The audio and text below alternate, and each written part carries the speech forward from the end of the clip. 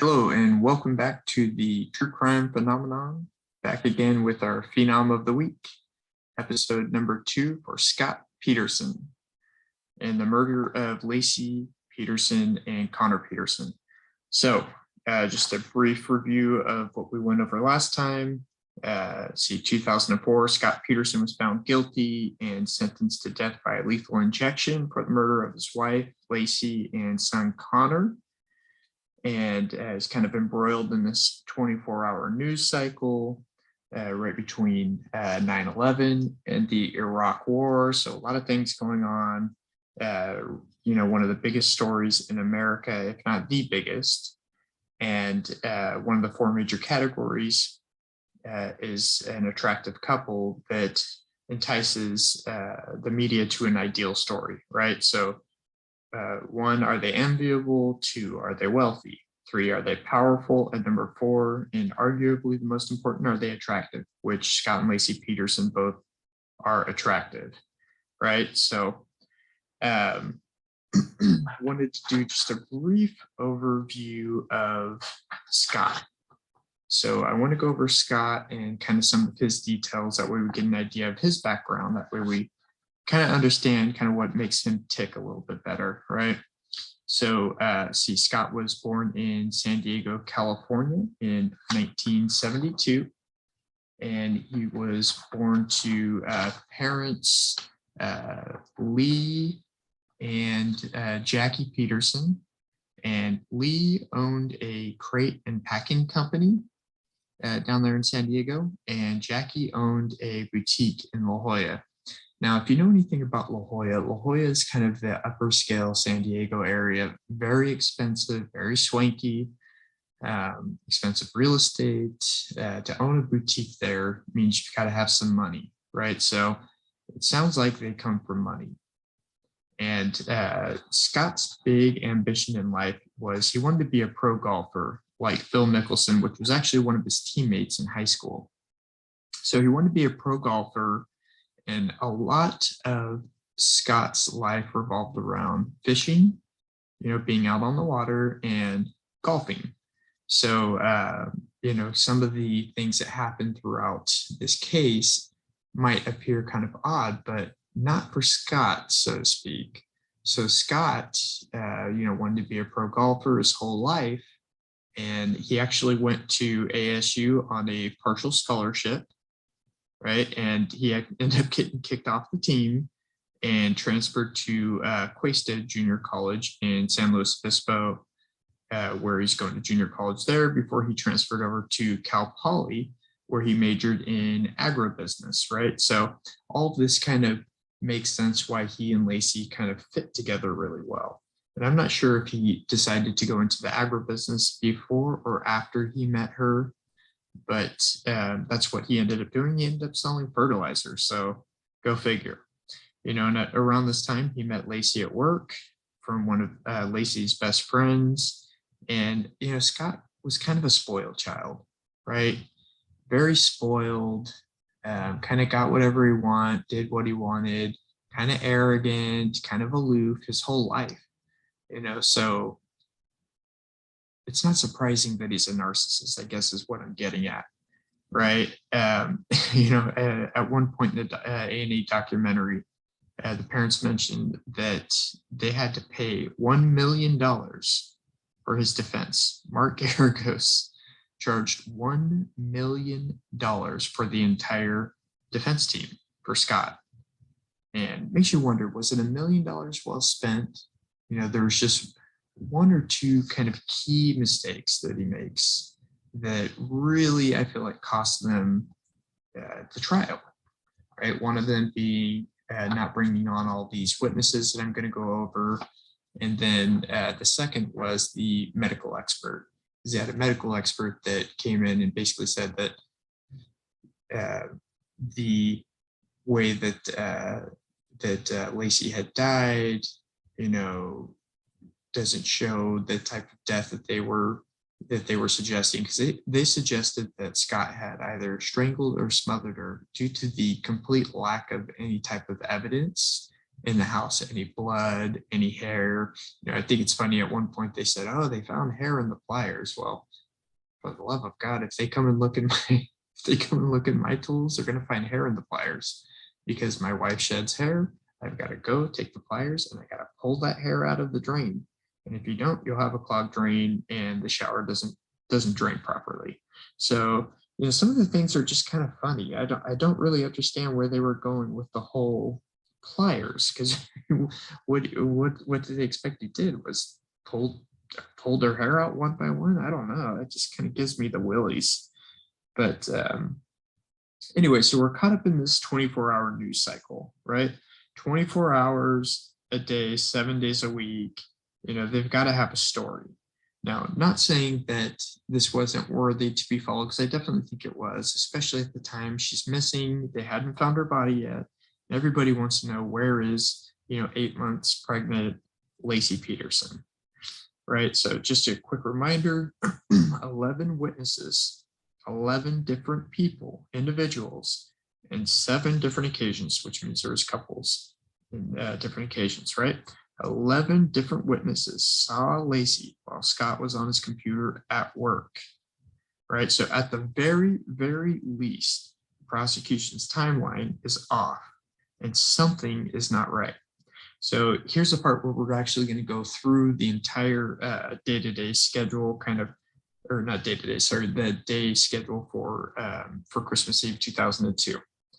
Now, Lacey gets up a little bit before eating breakfast. I believe she was having oatmeal, but she had to have breakfast, otherwise she got sick because she was pregnant. And Scott says he got up around 8 to 8:15. He gets up and he's getting, showered, dressed for the day. And Lacey is watching Martha Stewart. And they're actually watching Martha Stewart together for a few minutes while he's getting ready. And it's this is actually a pretty important point, right? So they asked him, well, what was on Martha Stewart? And he said, well, it was something about, cookies, lemon meringue. He doesn't really kind of nail it down like, oh yeah, they're making lemon meringue cookies. But he's like, I know it was something about lemon cookies, something with meringue, and something like that. Very clear. There's no confusion regarding this fact, right? And you'll see in the trial, they actually bring this up and say, well, that's not what was on Martha Stewart that morning. Well, it turns out Garagos is able to pull out the actual tape from that day. They didn't even bother to go to look to see, okay, was that actually what was on TV that day? And it was. Turns out Martha Stewart was making lemon meringue cookies. And so Scott was right, and the prosecution was wrong. Okay, so they watch Martha Stewart together, 9 a.m. it starts. It's going from 9 to 10 a.m. Okay, so a witness sees Scott shortly after 9 loading umbrellas into his truck, into the bed of his truck, and says hello. Now, his demeanor was just normal, average, which, it's possible he could be a total sociopath. His behavior tends to reflect that. So if he is guilty, then, hey, maybe he was loading her bodies in there. Who knows, right? Loading her body to get rid of it. So between, 9:10 to 9:30 kind of area, witness sees him loading the umbrellas into the truck, says hello, everything's fine, right? So Scott is leaving to go fishing, and Lacey is going to take the dog for a walk.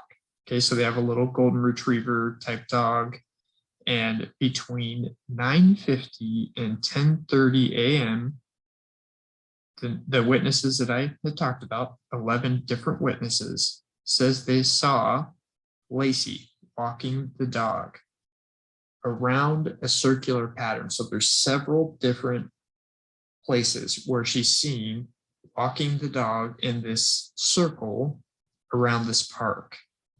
Okay, 11 different people. Now here's where the problem comes in. Okay, so 9:50 to 10:30 a.m., which happens to be the same time that Scott is on his computer. Scott's on his computer from 10:30 to 10:56 a.m. So we know that Scott's on his computer at his office, at his warehouse. So he's not he's not where Lacey is, unless somebody else is on Scott's computer, which is highly unlikely. So Scott's on his computer. He's looking up how to use this particular tool that he just got. But here's where the rub comes in. One of Lacey's neighbors reports at 10:18 a.m. she finds their dog and puts him behind the gate of their home and leaves him in there. No Lacey, no Scott. Scott's truck is gone. Just the dog. Put the dog back behind the gate. So I have a couple different theories here. Either A, something happened to her right then. B, maybe the dog got away, she put it back, and Lacey ended up grabbing the dog, taking the dog for a walk. That neighbors that did see her walking said that the dog was kind of pulling hard on her. She seemed like she was having a difficult time with the dog, or she's got her timeline wrong. And I think this is where the defense messed up, because in that time frame that they have, they could have easily just stuck with the witnesses, right? There's 11 witnesses as opposed to 1. So you have 11 witnesses saying we saw her at this particular time walking around, and it's a very memorable date. I mean, it's Christmas Eve. Everybody knows where they are Christmas Eve, especially within a reasonable amount of time. And these people actually called the tip line, left the tips, and said that the police never followed up with them. They never got any type of follow-up after, leaving the tip. So it just seems strange to me. I have a hard time believing that they wouldn't come back and, at least interview these people, say, hey, we got this, but we have a contradicting. Are you sure it's her? And they all describe the same thing. Cute little pregnant girl, super pregnant, wearing black leggings and a white kind of sweater smock thing, right? So meanwhile, Scott, 10:30 to 10:56 a.m. Scott's on the computer at 10:56, 11 a.m. roughly. Scott leaves for Berkeley. He leaves for the Berkeley Marina, right? And Scott gets his parking ticket for the marina at 12:54 p.m. So he leaves at 11, takes a little under 2 hours, roughly about 2 hours, to get from Modesto to the Berkeley Marina, which, if you know anything about the Bay Area, that is more than reasonable. So it takes forever to get anywhere in the Bay Area just because of the traffic. Doesn't matter what day it is, traffic's always terrible. So Scott goes out, 12:54, parks. 1 to 2 p.m., Scott is fishing. Okay, I'm going to go over that timeline real quick just to nail it down for you. Lacey gets up between 7:30 and 8, eats breakfast. Scott gets up at 8, gets ready for the day, right? Takes a shower, brushes teeth, do everything he needs to do. And from 9 to 10 a.m., the Martha Stewart show is on. 9:10 to 9:30-ish, a witness sees Scott loading his truck. From 10:30 to 10:56, Scott's on the computer. From 9:50 to 10:30, just before that, and it kind of in conjunction overlapping, people see Lacey walking the dog. Just before that, at 10:18, neighbors saw the dog outside the house. So that's kind of that outlier right there. 12:54, Scott gets a receipt at the marina for parking. And 1 to 2 p.m., Scott is supposedly fishing. Okay. All right. 2:15 p.m., Scott calls Lacey, leaves a voicemail, and tells him that he is leaving the marina and he's heading home. He says he's not able to stop and grab a basket for Papa. Can you possibly take care of that for me? Pick up. I love you. Goodbye. Okay, 4:30 p.m. rolls around. Scott arrives at the warehouse to park the boat. All right, parks the boat, unloads, does everything he needs to do there. He gets home, lets his dog inside because his dog is behind that gate. So here's the kind of weird part for me. He gets home, the dog is still behind the gate. Now, if the neighbor's timeline is correct, and that was, 10:18, it's just that the timeline is kind of funny, right? So 10:18, or was it actually, the timeline where people saw her walking around? That timeline, it was, let's see, 9:50 to 10:30. People see her walking around. 10:18, the neighbor puts the dog behind the gate. So, do we believe 11 witnesses, or do we believe one? Because Scott's story seems to jive with the 10:18 person as far as, what happened. So maybe it was 11:18. Maybe she was an hour off. It's hard to say. But anyways, so Scott arrives back at the warehouse, parks the boat. He gets home, lets the dog inside. He eats some cold pizza, takes a shower, and then he calls Lacey's mom, Sharon Rocha, and asks if Lacey's there. Lacey's obviously not there. Everybody starts panicking.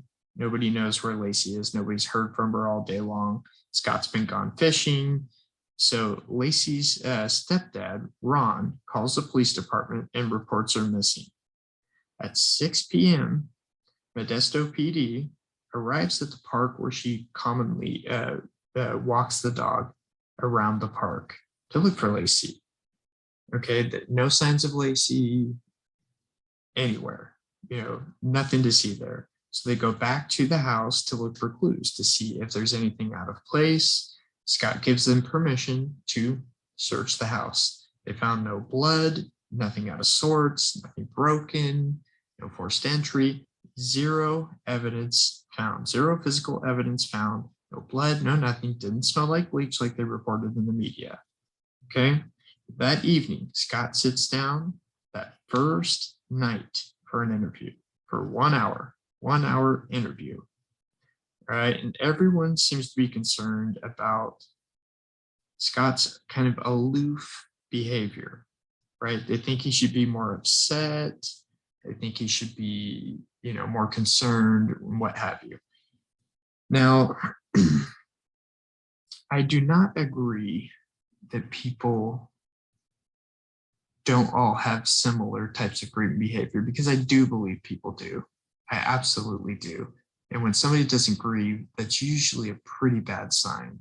One thing that I noticed in the McCann case with the Madeline McCann and how she's missing, the parents just don't seem to grieve. They seem more interested in protecting themselves. And that's usually a first sign for me, is if they're trying to put forth evidence that, look, here's why I'm innocent and I'm not guilty. It's usually a really bad sign. Instead of saying, how can I help? What do we need to do? How do we figure this out? Where's my wife? Where's my daughter, et cetera, so on and so forth, right? So, Scott isn't really showing any signs either way, which is kind of bizarre to me. But then I started watching some clips of his father, and his father's got that really kind of low, very slow speech pattern. He's not real concerned, and he's very aloof. It can be construed as not being very caring. It's very slow like that. And Scott is his father's son, period. I mean, he is just like his dad. It is weird. One of the things his dad told him is, do not take a polygraph. Don't take a polygraph, because if you pass or fail, it's not going to help you either way. If you pass it, you're just going to say that you did something to cheat it. And if you fail it, they're going to use it as a blunt instrument to beat you over the head with. So, Scott says he initially, yes, I'll take a polygraph. PD comes back and he says, unfortunately, I can't. I'm not going to be taking that polygraph. Okay, so now this is all on the 24th going into the 25th. On the day after Christmas, on the 26th, the press gets a hold of the story. And the very few press were kind of onto the story at first. Keep in mind, this is when we just started that 24-hour news cycle. Now, the local press was all over it. A guy named Ted Rollins was camped out in front of his house starting the 26th at between 3 to 5 a.m. Now, normally he made his rounds at 3 a.m. He assumes he was there between 3 and 5 a.m. is when he started camping out in front of Scott's house.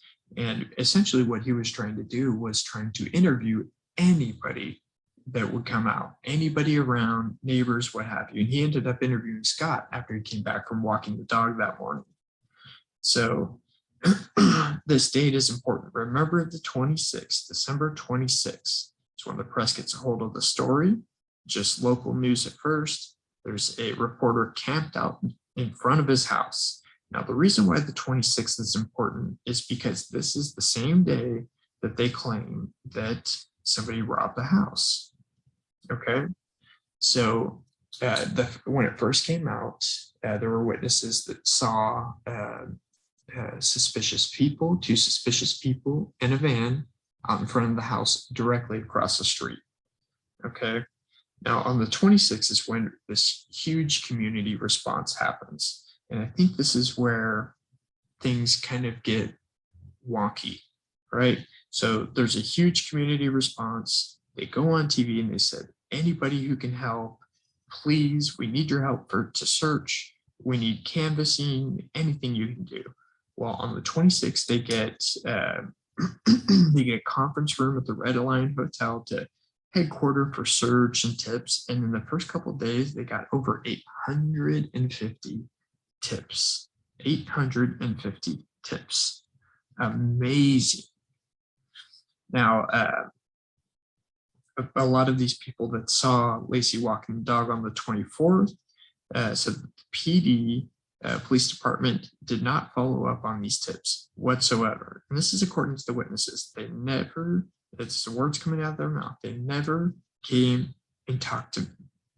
Now, if you understand anything about Modesto, California, it's kind of a sleepy, all-American town of kind of genuine, kind, caring, good people, right? Kind of an all-American town. Now, at this time, on the 26th, is when it became a media storm. I mean, people from all over the country were coming. CNN, Fox, and just every ABC, NBC, every news station, local as well as nationally syndicated shows. And it changes everything about the story from there. Every little piece of leaked footage, news, what have you, is all over the place. The media is camped outside of them 24 hours a day, 7 days a week. And like I told you before, Ted Rollins, the local reporter, he was there from the first day on the 26th, when supposedly this robbery happened, right? Now, Scott, I don't think Scott actually anticipated it ever getting this big. Now, whether or not he did it or he didn't. Now, being devil's advocate here, I can understand why he didn't really want to go on the camera, because he's cheating on his wife with Amber Fry. And he's still trying to kind of maintain that relationship. And I can imagine he's trying to maintain a good relationship, so she doesn't go blabbing to the media like, hey, I've been sleeping with this guy, I've met him 4 times, which they only met 4 times in person, 3 or 4 times. They didn't have this ongoing love affair like it's portrayed for months and months and months. No, they only met 3 or 4 times. And I think the first time they met was December 9th. So they, and he tells her, my wife is gone. I lost my wife, supposedly all these things. And it just sounds like the most foolish thing to tell somebody. Hey, lost my wife, and then go kill her. It just seems so foolish. But, Scott doesn't seem like the brightest person in the world either. So it's hard to say. It really is. But I do understand why he didn't want to be on the camera, because he was afraid to get caught. Just didn't look like he was grieving. I mean, Nancy Grace, it's like, he rubbed me the wrong way. I just, I'm conflicted about it. But at the end of the day, the most important part is evidence. All the rest of this doesn't matter. What matters is whether or not there's reasonable doubt. And in my mind, I mean, if all of the stuff I've researched is correct, I definitely think that there was reasonable doubt. You know, there was one point where Dennis Rocha broke down and kind of leaned over and was bawling his eyes out, standing in front of the camera, and Scott was, back in the audience, not up there pleading. And, this is kind of what they expected out of Scott. Now, granted, Scott is different, and Scott's also cheating on his wife. I can understand why he didn't want to go up there. I do. I've never been a cheater like that, but I do understand, he's trying to maintain a lie and trying to balance all of this. And it's just, I don't know. It's tough. It doesn't make him a murderer, but it doesn't make him innocent either. Now, at this point, Lacey's parents are 100% behind him. They love Scott, part of the family. They're disappointed in the negative coverage of Scott, I guess is the best way to put it. Now, it's funny when you look back and, talking about kind of Scott's character, and, a lot of these things are inherited from family. And I said before, Scott is just like his dad. And Scott's dad's first impression of Lacey was, what kind of people are these? They're a bunch of huggers. That's a direct quote from Scott's dad. And it just shows you that he comes from not a super affectionate family. And, I come from a very affectionate, hugging family. Not everybody does, but Lacey was kind of changing the family, kind of changing that dynamic, the hugs, the excitement, the excitement for babies and having babies around, and it seemed like Scott was excited for the baby. Everybody knows Lacey definitely was. And they had a nautical theme for Connor, because fishing was a big part of Scott's life. Big part. So now the December 30th rolls around, and this is when they do two things. The police tell two things to the media. First thing they tell them is Scott's not fully cooperating. He's not willing to take a polygraph. And they call Scott and they tell him, look, we got to tell the media that you're not taking a polygraph, but we're not going to tell them that you're not fully cooperating either, because that wouldn't be true, because you're doing everything but taking a polygraph. So now that said, on the 30th, they make an announcement about the burglary across the street. And their first impression, based on witnesses, because somebody had come home from vacation, being out of town for Christmas, found out they were burglared, and the neighbors said it was on the 24th. That's when they saw people at 11:40 a.m. on the 24th. Now think about that timeline, 11:40 a.m. So essentially when Lacey was taking a walk around the block, that big block, and you have the 11 different witnesses, 7 different sightings, seeing Lacey walk around that block. Now, I haven't even gotten to the most pertinent sighting. There's 2 of them. So 11:40 that day, witnesses saw a van and 2 suspicious people out in front of the house directly across the street. Okay. And Lacey's seen walking around the block. And one of the things I thought was important is, what are the odds of 2 crimes across the street from each other the same day? The statistical odds of that are just enormous. And what everybody says about Lacey is Lacey has the personality to stick her nose in if she sees something wrong.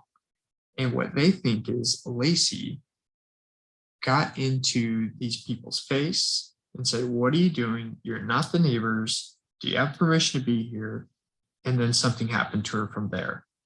So 11:40 a.m. this happens, and there was a witness that came forward, and it was actually the neighbors of the people who got robbed. And these neighbors said they went to the police, told them it was the 24th. No doubt it was the 24th, because they said they went right outside their house. There was, police everywhere, and CNN and all their lights going, and went grabbed a police officer and said, here, on the 24th, there's a van, two suspicious people in front of this house going into the house. I think that's when they got robbed. Okay, so now they're on full court press looking for these two suspicious people with a van. Okay, so two men are later arrested. The two men told the police, oh no, we did rob them, but it was the 26th of December, not the 24th. So 26th midday, we robbed the house across the street. When all of these vans start showing up for all the press coverage, right? We know that at the very least there was the local reporter, right? What was his name? Ted Rollins. Ted Rollins, the local reporter, was out in front of that house, and he did not move. And he said, if somebody was there robbing, I would have tried to question them, because I was just trying to talk to anybody. I wanted to get any type of scoop on the story that I possibly could. Okay, so the two men were the people that validated the time frame and moved it from the 24th over to the 26th. So police confirmed it with the people that committed the crime, which is just bizarre. I just don't understand it. So there's a possibility that these two gentlemen were actually the people that perpetrated the crime, but we'll never know because they never followed up on it. And they never followed up with the people who saw Lacey walking around that circle. Now, another important key point was there was another couple that saw Lacey walking the dog next to two men, and the men said something to the effect of, you better shut that dog the F up before I do something about it. So they're talking to Lacey, cursing at her, telling her to shut her effing dog up. Now, these two men apparently are the same two men that robbed the house. So what do you do with that type of information? I mean, it sounds like something important to be followed up on, but it was never followed up on. None of this information was followed up on. So I think this is where we get into the problems. For me, this is where I have a problem. This is where reasonable doubt comes in for me. Now, I could be wrong. I did not sit through the entire trial. Tried to watch most of it that I could, but there's just so much data out there.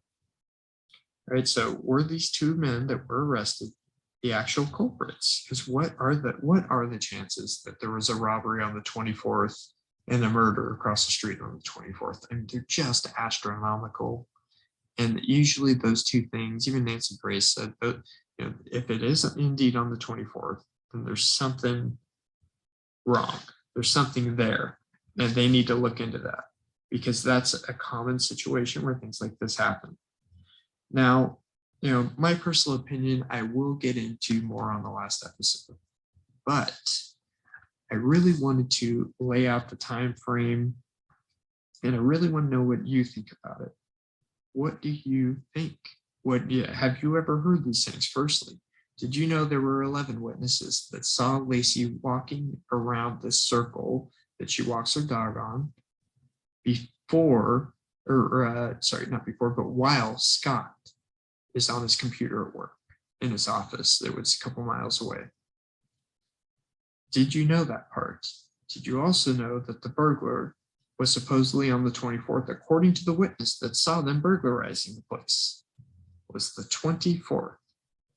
And did you know that the validation for the 26th comes from the people that were arrested? So the criminals validated the date of the 26th. Did you know these things? I sure did.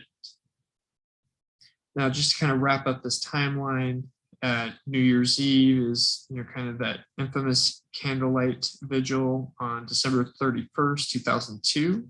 At the candlelight vigil at 4:30, there's over 1,000 people in attendance, and Scott was out of view of the camera the whole time. They were kind of scrutinizing every move, every smile, and they took these pictures of him smiling and laughing with somebody and just kind of pasted all over the media. So after that is when things really go downhill for Scott. He calls Amber Fry while he's there at the candlelight vigil and pretends like he's in Paris while at the vigil, and just looks bad. Just looks terrible. Some other things that started coming up after this, after Amber Fry revelation came out, was they started trying to link him to the Kristen Smart case. And Kristen Smart is somebody that disappeared from Cal Poly. And Scott was there at the same time at Cal Poly, so they figured, well, he killed Lacey, probably killed this person too. So that, there's no evidence to support it, but they started linking him and started turning Scott into a serial killer. Now, whether or not any of this is true, I don't know. But based on the evidence that I've been able to see so far, there's definitely at least some reasonable doubt. Now, there's doubt. Whether it's reasonable, I'll leave that up to you. But I do believe in justice, and I don't believe in rushing to make a decision and to ruin somebody's life. I definitely feel like if there's more evidence, I will find it. But at the end of the day, if this is all the evidence, and there's really no physical evidence and nothing sure, and obviously there's the anchors and stuff like that, which I'll get into on the next episode, where they said he made 5 anchors. He had 1 bag of cement, and they actually showed where he disposed of the extra cement that were not in 8-pound anchors. So that's another thing to ponder. Why did they not follow up on these different details? Because Scott gave them the answers. Here's where this is. Here's where the excess cement was, which is right next to the driveway. Scott, like an idiot, dumped it out right next to his driveway. And there's little clumps of cement right next to the driveway. So you can see where he wasted that cement. So he didn't have enough cement to make 5 anchors. He just did not have it. And it's just the silly things like that and the lack of follow-up and follow-through. So I really want to know what you guys think. Please like, share, subscribe, and leave a comment below. Let me know what you think. I'm having a hard time with this one because I do feel like he's guilty. But then I also feel like they don't have enough evidence to convict. There is reasonable doubt. That's just the feeling that I get in the gut of my stomach, in the pit of my stomach. Anyways, this is Josh from True Crime Phenomenon, dealing with the Phenom of the Week, episode 2, Scott Peterson and the murder of Lacey and Connor Peterson. Please like, subscribe, and comment below. Thank you so much and have a terrific day.